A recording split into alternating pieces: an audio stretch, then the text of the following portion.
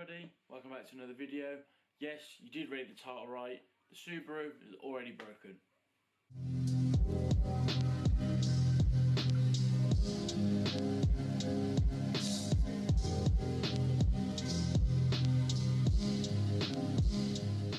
So, welcome back to another video.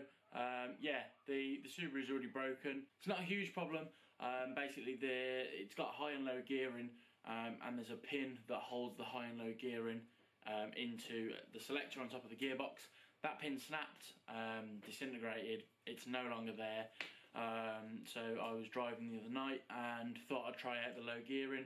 Pulled it up, and then I had no gears at all. I was just revving in first, second, third, reverse, anything.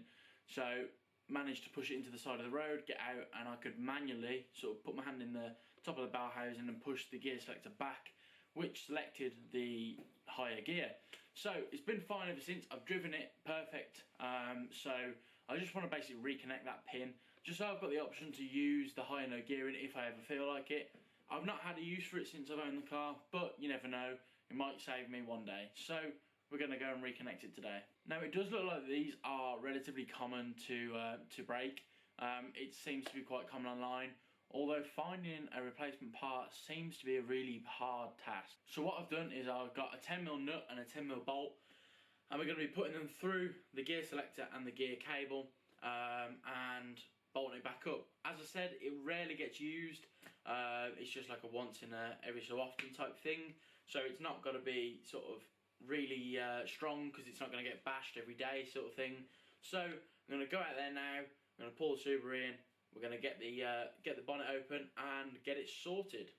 Just wanted to quickly say I'm really grateful for the recent subscribers and views on the video.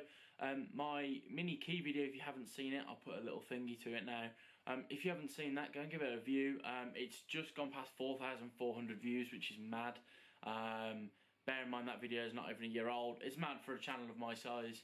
At the current time of filming, I've got 150 subscribers. It's not a lot compared to some channels, but it's nice for me, and it's nice to see something that rises pretty much on a daily basis, even by like sort of 1 or 2 numbers. It's nice to see that, and that sort of makes me want to carry on making the videos, and I enjoy making them, so I will carry on making them. So yeah, I just wanted to say a big thank you for the support. Make sure you go and follow me on Instagram. I post on there quite a bit. Make sure you go and follow ProjectMidnight on Instagram as well. It's something me and my friends are working on. We've got some bigger things coming, but for now, let's go and fix the Legacy.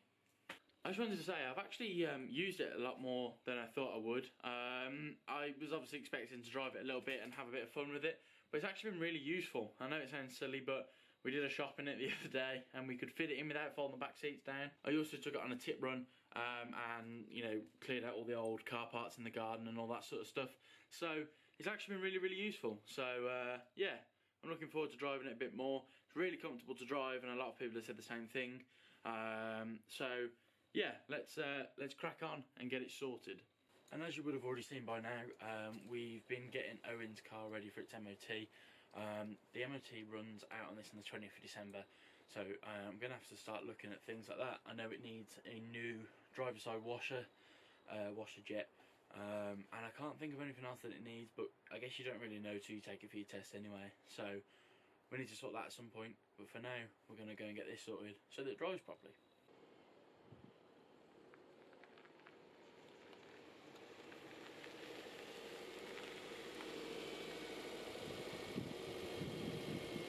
So, in the engine bay now, I've took off the airbox just to give myself a bit more room, but the bolt is the bolt there. As you can see, I've popped the assembly back into it.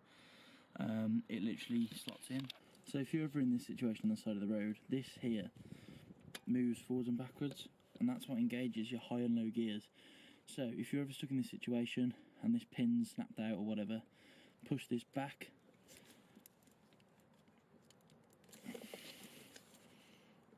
like so, and that's popped you into the high gearing, which is the one you usually stay in anyway. And then this here just needs to be pushed back in. I can't actually get it out to sort of show you because I basically put this back in place while I was on the side of the road, whacked a screwdriver in there just to get me home.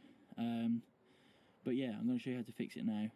So just quickly, it seems quite common that people unattach these because people mistake the handbrake lever for the high and low lever, and which will accidentally put them in the wrong gear, and if you do it at the wrong time you'll snap that pin like I did.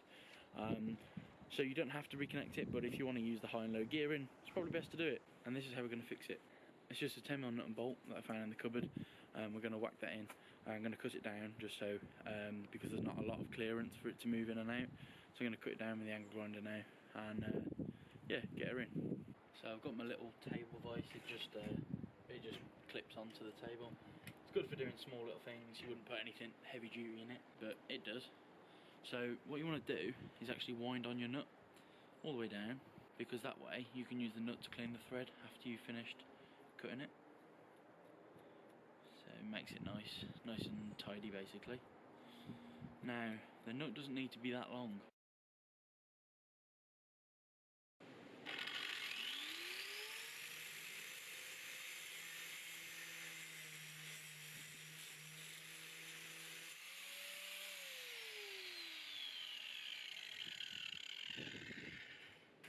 So that's the new nut and bolt sorted. I've wound the nut off over the bolt, which has cleaned the threads up. So I'm going to wait till tomorrow and then reinstall these because it's a bit too dark now. Okay, so it's the next day now.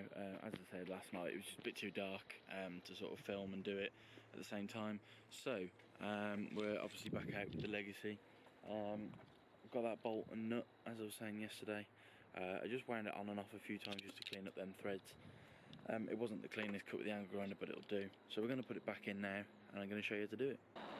Okay, so you can see the linkage there. So I'm going to slide the bolt in through from sort of the passenger side of the car to the driver's side. If that makes sense. So once you've got it started on the thread, I'm just going to put a spanner on one side and a ratchet on the other. Just tighten her up.